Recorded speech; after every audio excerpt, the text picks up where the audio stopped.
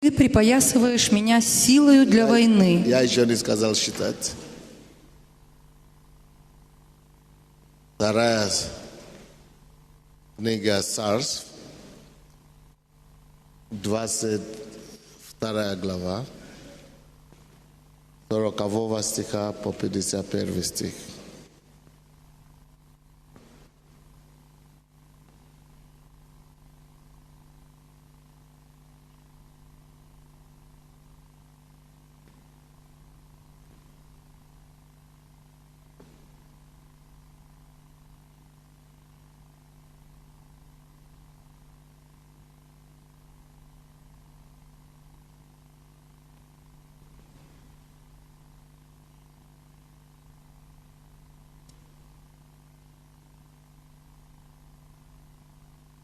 Кто здесь был вчера вечером на презентации служения Востока? Так. И вы, наверное, поняли, что речь идет о народах. И я сегодня как раз об этом и хочу говорить. Хорошо. Я думаю, что мы уже все открыли. Будем считать 40 стиха по 51 стих. Ты припоясываешь меня силою для войны и не злагаешь предо мною восстающих на меня. Ты обращаешь ко мне тыл врагов моих, и я истребляю ненавидящих меня. Они взывают, но нет спасающего, ко Господу, но Он не внемлет им. Я рассеваю их, как прах земной, как грязь уличную мну их и топчу их. Ты избавил меня от мятежа народа моего. Ты сохранил меня, чтобы быть мне главою над иноплеменниками. Народ, которого я не знал, служит мне. Иноплеменники ласкательствуют предо мною, по слуху обо мне повинуются мне. Иноплеменники бледнеют и трепещут в укреплениях своих. Жив Господь и благословен защитник мой. Да будет превознесен Бог, убежище спасения моего, Бог, мстящий за меня и покоряющий мне народы, и избавляющий меня от врагов моих. Над восстающими против меня Ты возвысил меня, от человека жестокого Ты избавил меня. Зато я буду славить Тебя, Господи, между иноплеменниками и буду петь имени Твоему, величественно спасающий царя своего и творящий милость помазаннику своему Давиду и потомству его вовеки. Аминь. Я уже однажды об этом говорил тоже, но надо нам вникнуть в это и начинать и это дело промолить, так, чтобы мы могли начинать не только слышать, знать место Писания, но и жить этим откровением. Очень часто, когда мы служим Богу, мы все знаем, что Бог есть Бог, воздающий, ищущим, как там написано, ищущим Его. Ищущим Его. Он есть Бог, который воздает ищущим Его. Но и мы знаем, что Бог благословляет. Мы это все уже знаем. Что Бог благословляет ищущим и служащим Его. Но часто, когда мы говорим о Божьем благословении служащим и ищущим Его, это все зачастую заканчивается тем, что мы думаем, но служу Богу, Бог устроит мою жизнь. То есть я не буду ни в чем нуждаться. Он устроит мою жизнь так, что у меня будет что кушать, я буду иметь дом, машину, буду иметь, может быть, хорошую зарплату и так далее, и так далее. Да? И мы в основном думаем о Божьих благословениях в плане физически видимых, временных, материальных благословений.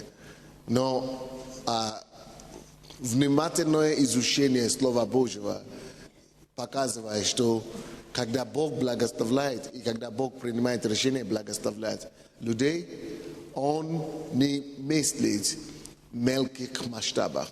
Он не мыслит в масштабах квартиры или дома, или машины, или что-то подобное.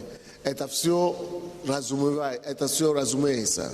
Это все естественные вещи, восполнять нужды. Это то, что происходит автоматически. Но когда вы действительно отдаете свою жизнь полностью на служение Бога, ваша жизнь стоит больше машины. Ваша жизнь стоит больше дома. Ваша жизнь стоит больше просто хорошей зарплаты, чтобы восполнять все ваши нужды. Ваша жизнь стоит вечности. Ваша жизнь стоит жизнь Христа.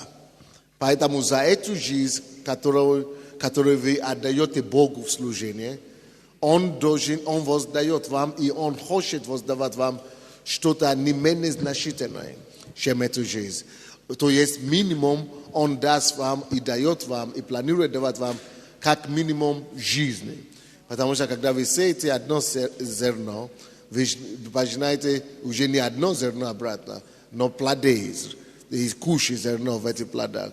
То есть и получается, что когда мы служим Богу, наша жизнь как семя, и мы полагаем эту жизнь в землю, как зерно.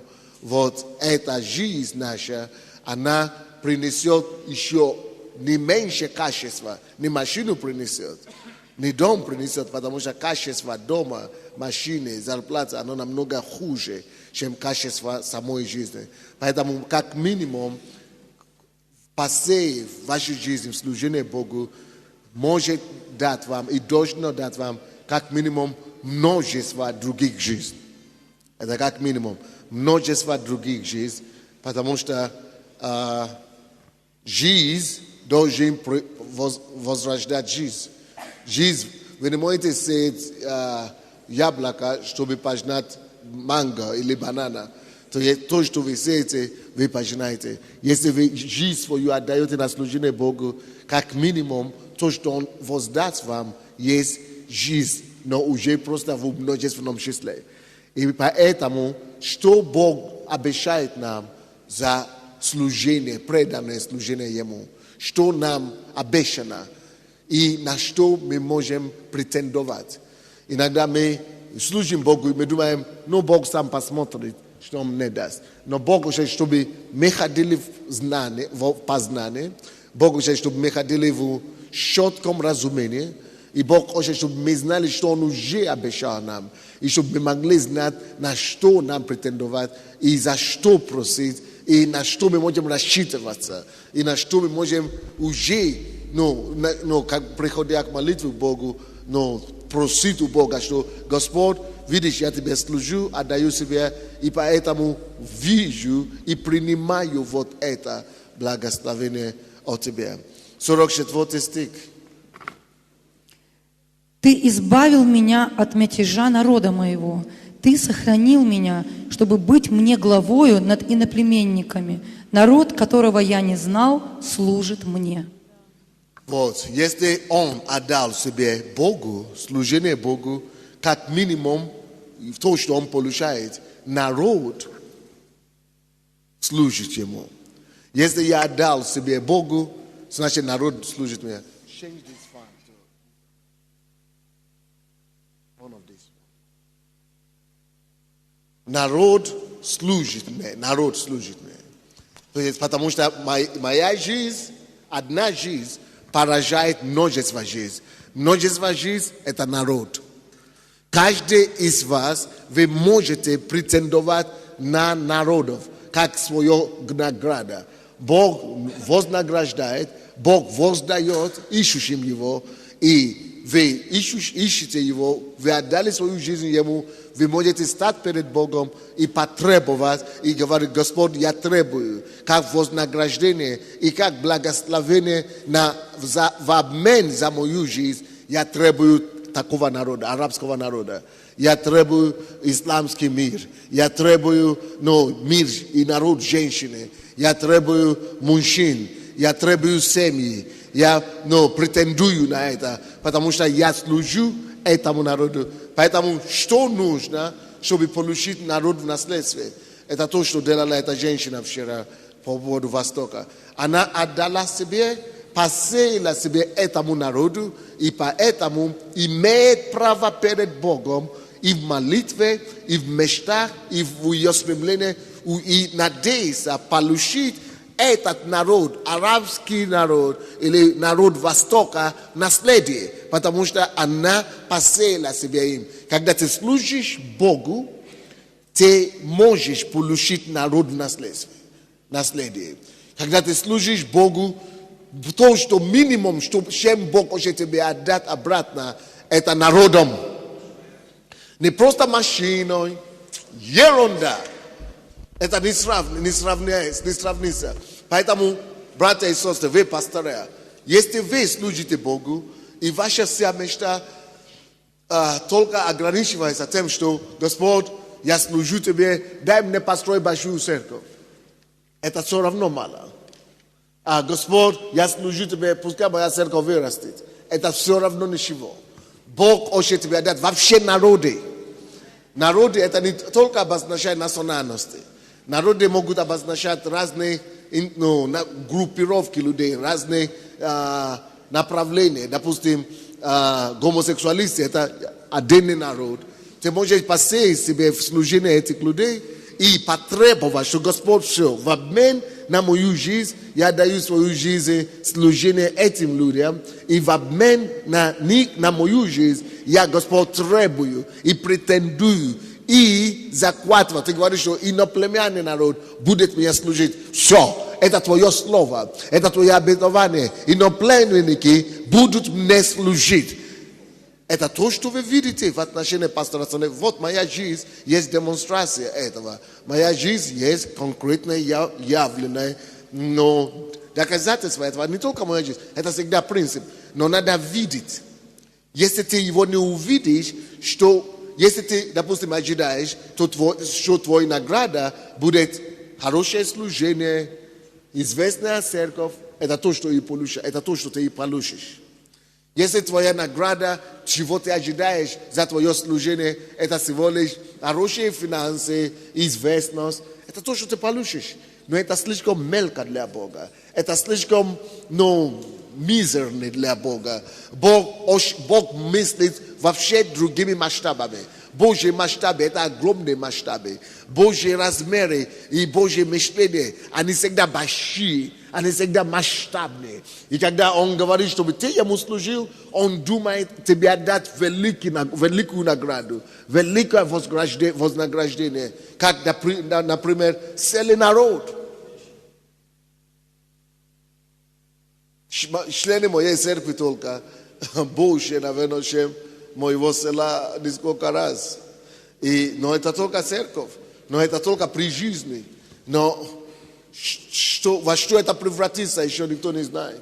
Это только здесь, в Украине, а в России, а по всей стране, 30 с чем-то стран мира. Народы, Божья награда, когда мы отдаем Ему нашу жизнь. И мы должны претендовать на это. Итак, 44 стих еще раз. Ты избавил меня от мятежа народа моего. Ты сохранил меня, чтобы быть мне главою над иноплеменником. Чтобы быть кем? Не слышу. Главою. Чтобы быть кем? Главою. Чтобы быть кем? Главою. Хорошо. Вот это слово, чтобы быть мне главою. Мне быть главою. Мне быть главою над иноплеменниками, над народами. Мне быть. Это о ком пишется? Только о Давиде. Или зачем это было сохранено в Библии тогда? Значит, каждый, кто увидит это, и каждый, кто поверит в это, может увидеть это сбившееся в его жизни, чтобы это сбилось в его жизни. Каждый, кто это воспримет, кто в это поверит, и каждый, кто это выполняет условия Божьи, кто отдаст себя за народ, может также таким же образом верою знать, что Господь, за то, что я отдаю свою жизнь за этого народа, ты ставишь меня главой. nad inaplemenani kami, nad etimi narodami. Eta ni только a Pastor Sunday написано, а каждый, кто увидит и кто уверует. Кто поверит, слышанное от нас. Кто поверит. Тому, кто верит, открывается место Божие. Если ты не поверишь в это, место Божие есть, но она тебе не откроется. Божья возможность есть, чтобы это делать, но она не случится тебе, потому что ты в это не верил, или даже не видел, или даже не заметил, или даже в этом масштабе не думаешь. Но кто видит, ты поверил, что может быть главой народа, что может быть поставлен главой народа, тот и становится главой народа. Божья место, чтобы это осуществить. Божья сила, чтобы это сделать, приходит на твою веру, что это может произойти для тебя. Поэтому в основном покарают народы и ведут народы только те, которые в состоянии в это поверить, об этом помышлять и к этому стремиться с Богом. И Бог дает им народы. Это как одна сестра здесь у нас, которая начала брачное агентство.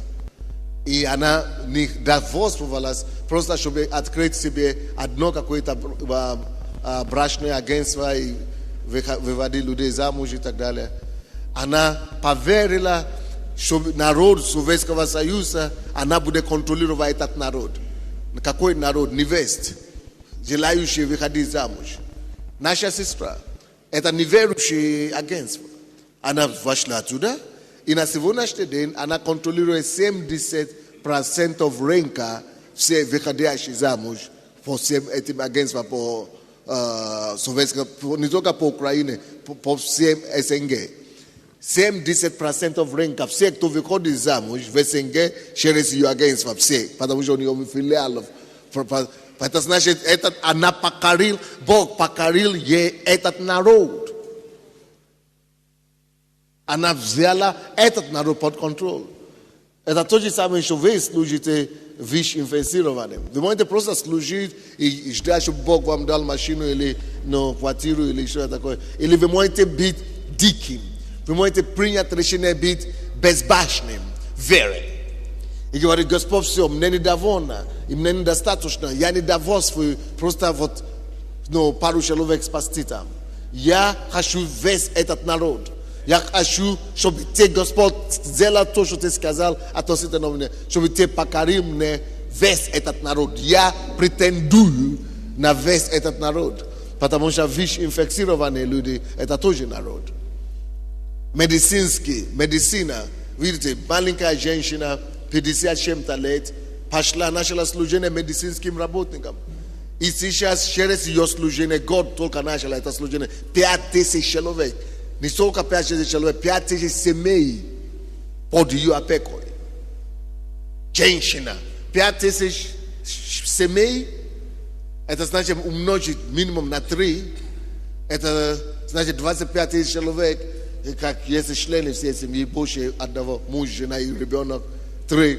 Это значит под ее контролем. Это что не народ, 25 000 человек, это не народ. Это народ целый, потому что через отдала себе служение не просто одному какому-то принести гуманитарку или пайки кому-то там, а масштабно мыслить.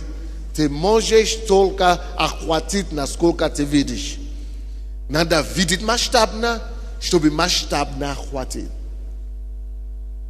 Итак, Божья награда за служение Ему это не какие-то шоколадки. Или какие-то, копейки. Бог не хочет давать тебе просто какие-то, ерунду, какие-то, мелочи. Какие-то жвачку за то, что ты служишь Ему. А эти квартиры, машины, это всего лишь жвачки, мелочи, шоколадка, конфетти. Это в Божьих масштабах.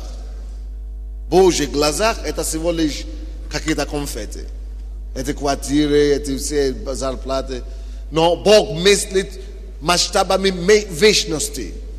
Еще важно, чтобы вы это заметили. Бог мыслит только масштабами вечности. вечности. И если он может тебе дать награду, он дает тебе награду, которая обязательно выживет и выживет процесс мира, который может жить и после того, как мир разрушится. Он даст тебе награду, которая будет жить навечно. Он тебе даст награду, которая не временная, не земная. Он вечный сам. Он сам бесконечный. Поэтому, когда он имеет отношение с человеком, и когда он может благодарить людям, которые ему служат, он мыслит мало того, что он мыслит масштабно, он мыслит в основном в масштабах вечности, что я ему дам такой, который до пришествия Христа, который еще на небо придет, и еще будет продолжать получить благословение. Поэтому, если ты Карели, да, или где-то, Захалин, Алтай, вот, если вы не надо просто говорить, Господь, помоги мне строить церковь на 1000 человек, если бы, дай 500 построить церковь. Надо говорить, Господь, я требую Алтайский край, я требую Сахалин, я требую Восток, Дальний Восток. Господь, я и начинаю строить планы на это, и начинаю видеть каждый город там, и строить планы, стратегии вырабатывать. Только так мы становимся главой иноплеменниками народа. И строить планы. И говорит, сколько городов у нас? Ага, как мне их охватить? Ага, значит, мне надо поднимать учеников. Значит, мне надо лидеров поднимать. Значит, мне надо ездить, какие-то программы проводить. Надо начинать видеть масштабно. И народ, кому ты не вложил ничего, или в кого ты не вложил, ты не сможешь его наследовать. Если ты только сидишь дома и думаешь, я же служу Богу тут, а он мне вот даст народ Китая или народа Японии. Никогда не будет. Ты должен начинать служить народа Китая, чтобы ты мог наследовать китайцев. Ты должен начинать служить японцам, чтобы ты мог. Ты должен начинать строить планы, как ты можешь служить им. А потом доверяться Богу, что Бог даст этого народа. 48 стих. Бог, мстящий за меня и Бог, покоряющий. мстящий за меня. То есть слово мстить, это обычно мы смотрим на это как на негативное слово. Как слово, которое, но это слово можно также видеть как Бог, компенсирующий меня. Вы заметите себе слово компенсация. Мстивший за меня, это может быть как Бог, компенсирующий меня. Или Господь, воздающий за меня. То есть ты отдаешь себя и твою энергию служения Богу и этому народу, а Бог воздает тебя или компенсирует тебя. И чем он компенсирует? Считай дальше. И покоряющий мне народы. И Он компенсирует тебя тем, что покоряет тебе народы. Он компенсирует тебя тем, что он покоряет тебя народы. и избавляющий меня от врагов моих. Он покарает тебя народы. Он покарает тебя народы. Он покарает тебя народы как компенсацию за твое служение и за твою жизнь, которую ты отдал. Он компенсирует тебя. Он мстит за тебя. Мстит за те силы, которые ты потратил. Мстит за те атаки, которые были на тебе. Мстит за те сражения и за те лишения, которым тебе пришлось пройти. И этим, в качестве компенсации, он покарает. Он не просто тебя дает, он покарает их тебе. Он не просто их тебе дает, он их покарает. То есть он делает так, чтобы они слушались тебе. Чтобы они слушались тебе. Чтобы они слушались тебе. Итак, мой вопрос к вам. Какое наследие ты хочешь? Какую награду ты сейчас видишь?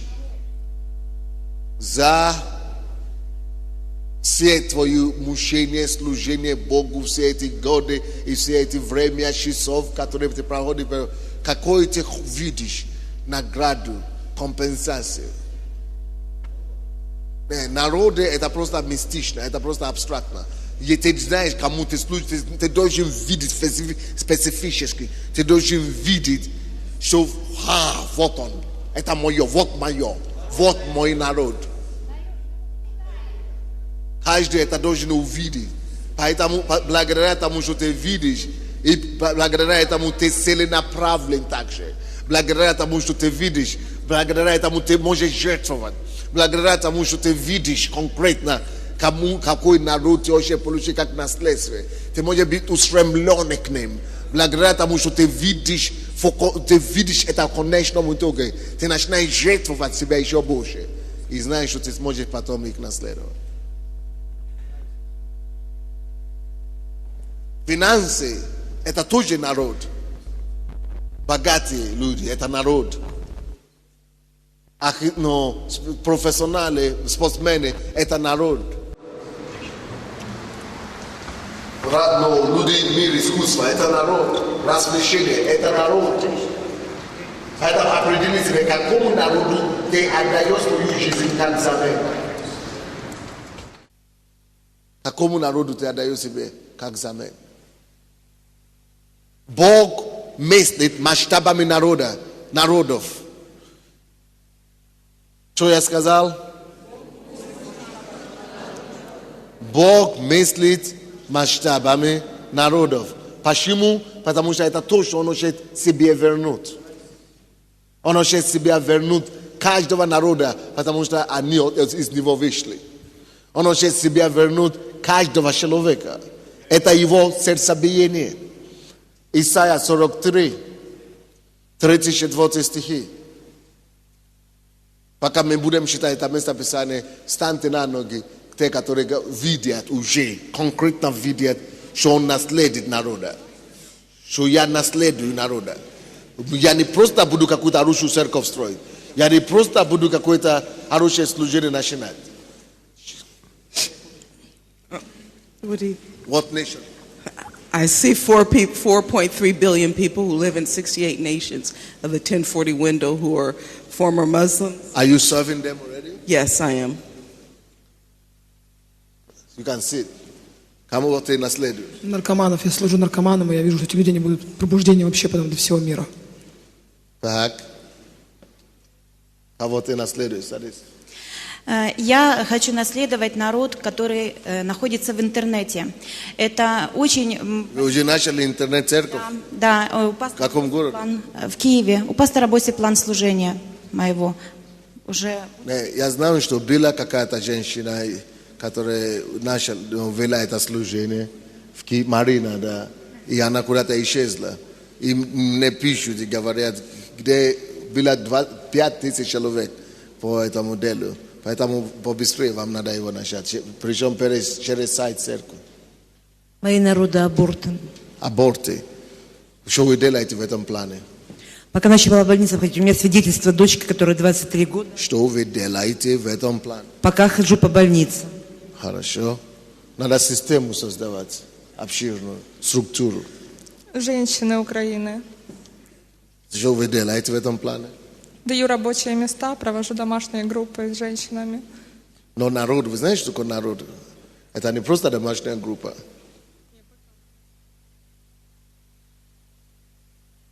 Так, что вы скажете? Мои народы – это матери. Матери. Что вы делаете в этом плане? И у нас создан такой центр матери, который мы через этот центр достигаем матерей в городе, в нашем Чернигове. Теперь считай мне это место Писания.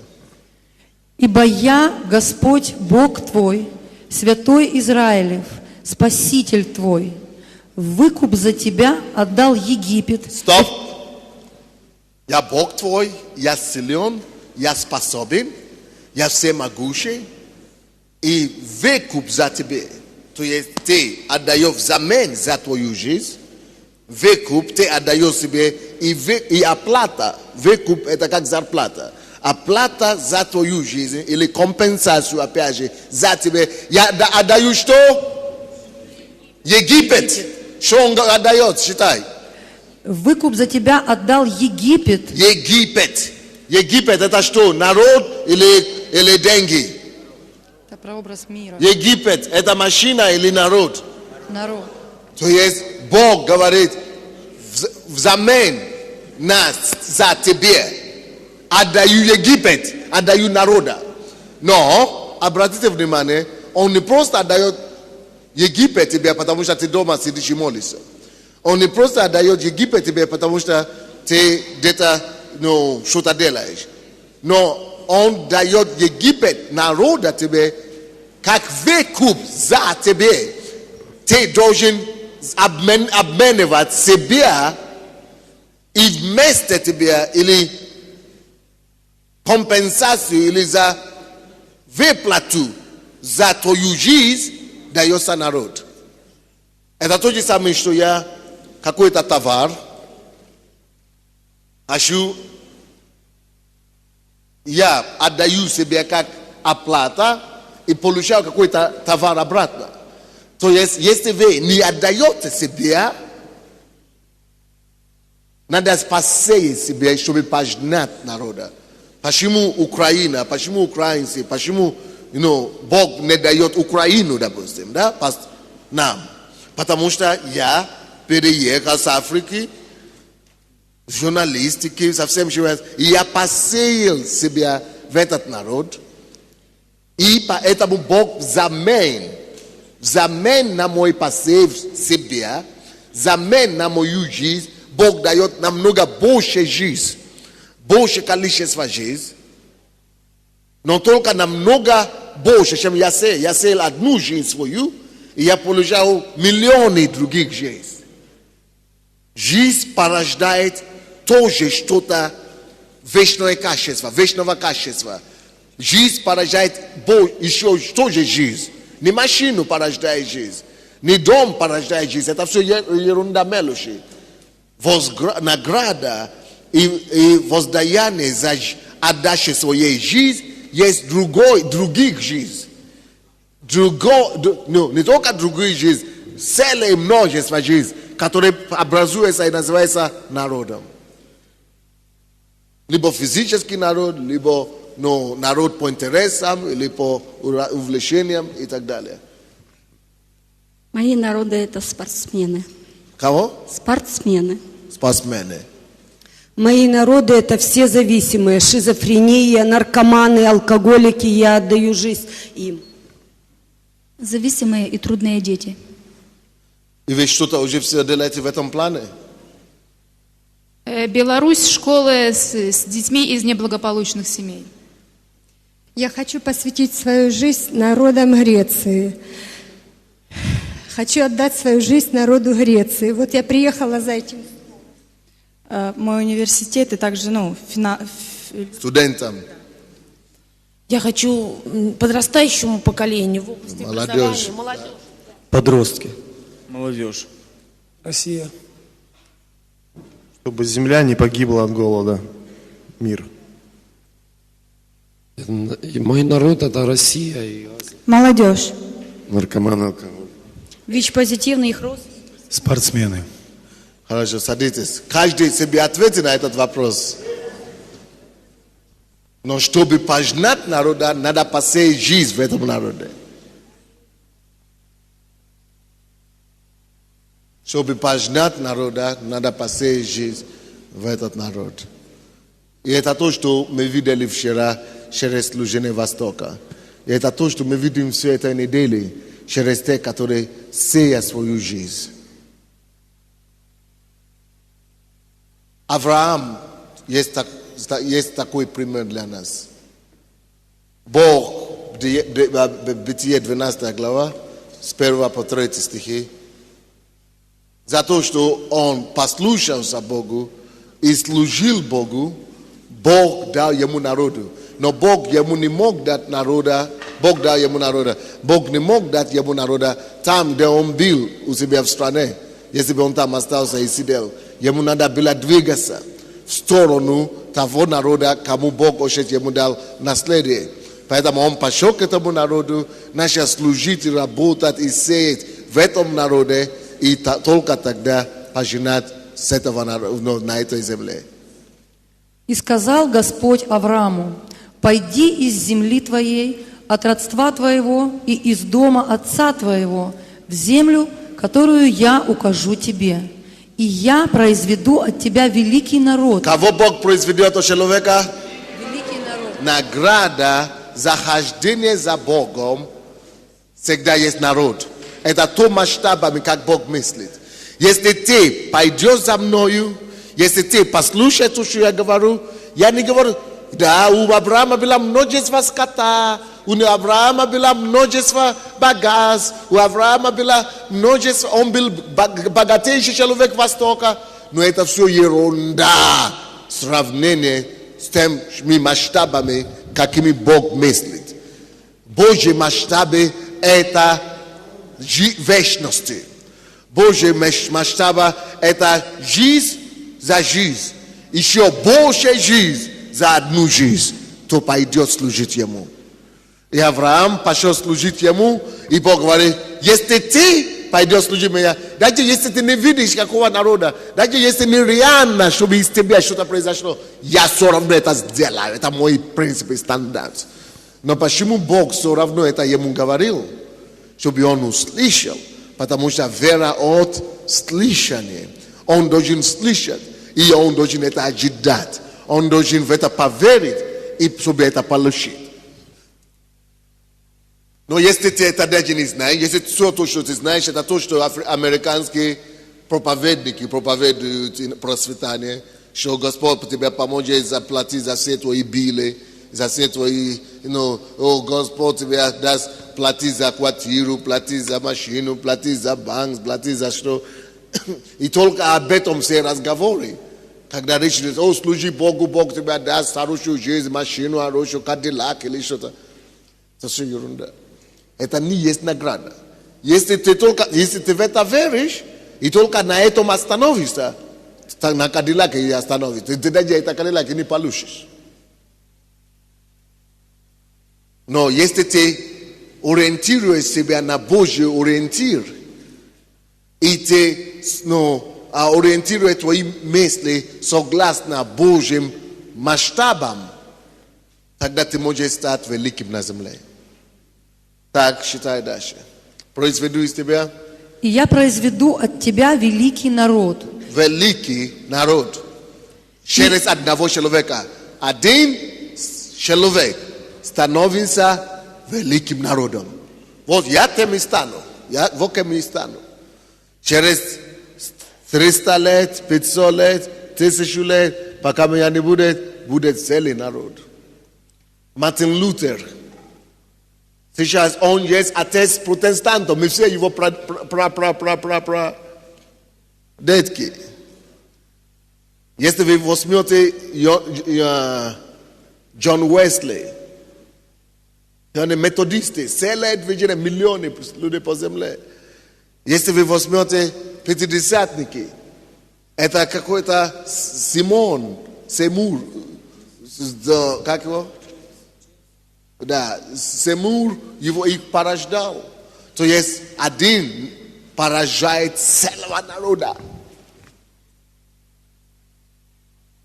Возьми Бонки, африканцы много за ним. Народ.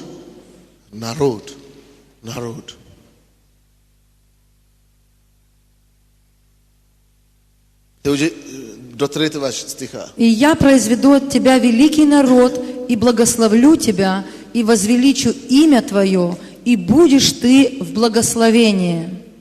Я благословлю благословляющих тебя, и злословящих тебя прокляну. И благословят... До 3 стиха. То есть, я благословлю тебя и сделаю из тебя великий народ. Народ великий. Итак, есть награда от Бога, но эти награды не есть детские какие-то или просто какие-то непонятно что-то, какое-то стремление. Давайте будем иметь с вами мечты. Давайте будем иметь с вами большие планы, большие ожидания от Бога. Давайте будем иметь большие планы. Давайте будем строить огромные структуры, системы. Давайте будем планировать, будем иметь огромные планы. Будем заниматься, будем учиться, будем строить огромнейшие планы. Потому что если Бог хочет тебе дать что-то многое, надо запасаться, надо построить цеха большой. Если Бог хочет тебе дать большой продукты, много продуктов, надо построить большое хранилище. То же самое, как планы, идеи, мечты, вера. Надо построить, надо ожидать. И тогда они могут прийти, то, что мы ожидаем.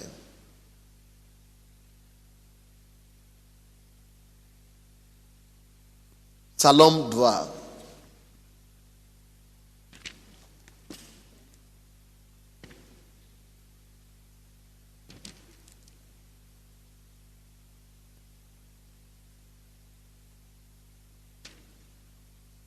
Второй псалом.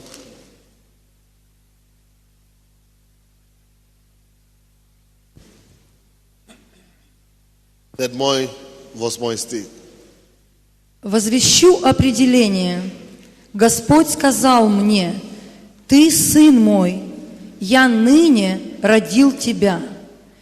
Проси у меня, и дам народы в наследие тебе, и пределы земли во владение тебе». Спасибо. Проси у меня, и дам тебе что? Народы. Это не миф. Это не какой-то миф. Мы настолько привыкли не получать народы, что мы уже думаем, что это просто духовно Бог дает. Или это просто какой-то миф. Это не миф. Вера приходит от слышания. Если Бог говорит, что Он тебя даст, Он тебя даст. Но надо в это поверить. Но не все верующие почему-то могут просить народы. Народы могут просить по-настоящему только те люди, те верующие, которые становятся сыновьями.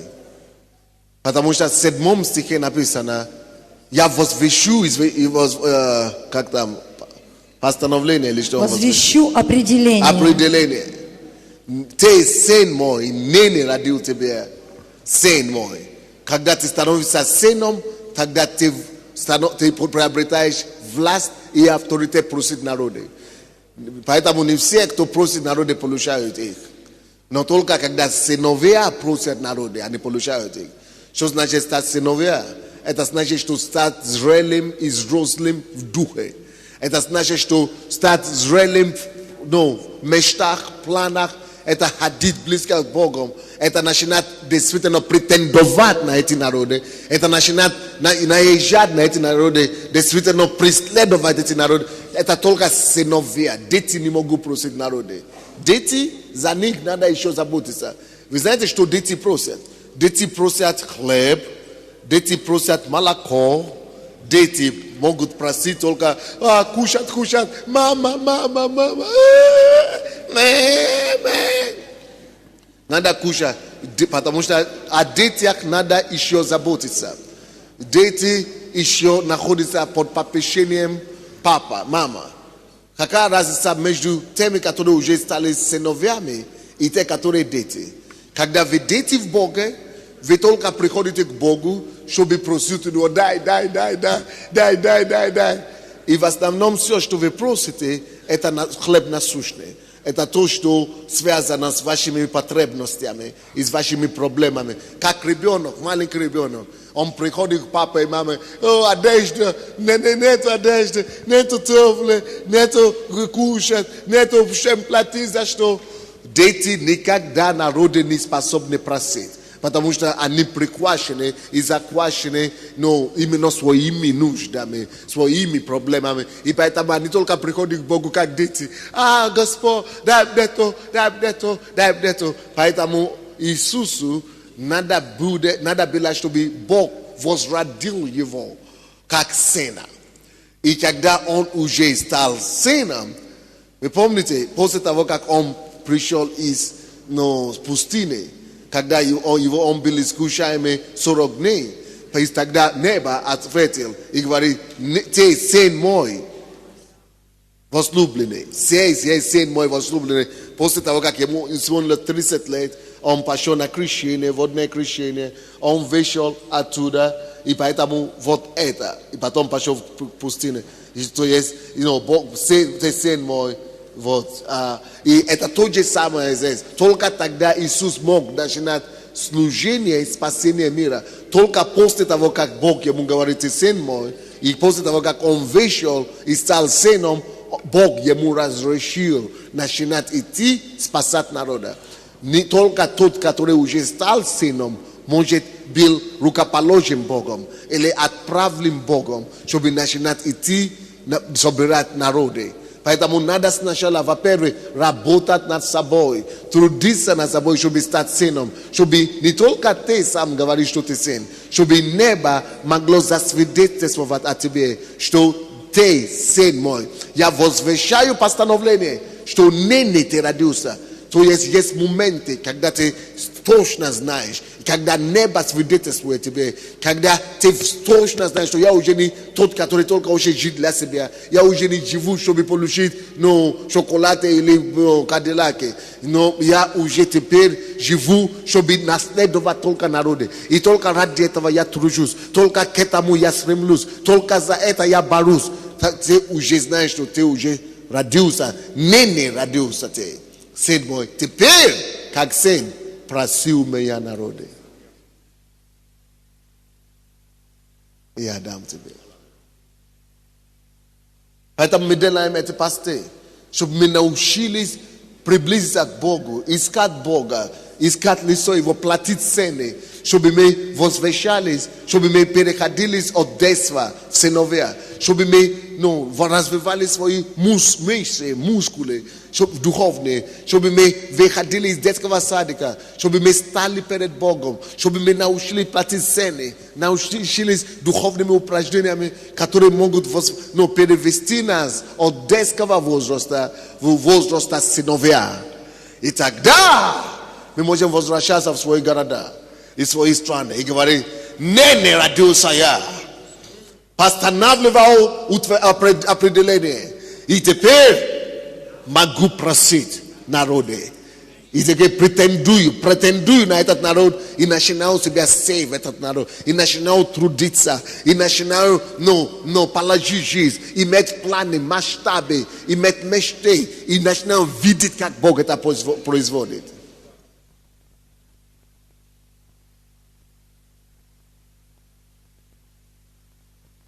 Итак, чем Бог вознаграждает за служение Ему? Кадиллаками, конфетами. Народы. Но для этого надо это знать, потом надо в это поверить, а потом надо стать сыном. Надо об этом знать, надо в это поверить, потом надо стать сыном. А потом просить.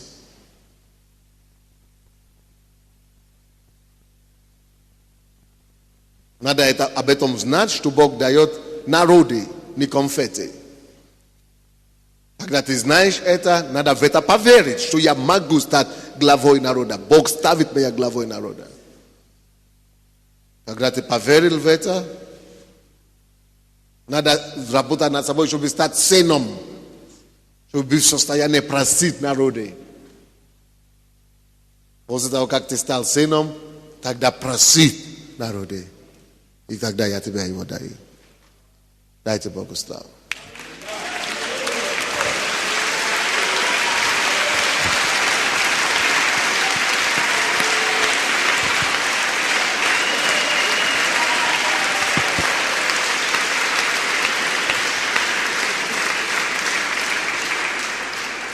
Теперь, что вы хотите делать?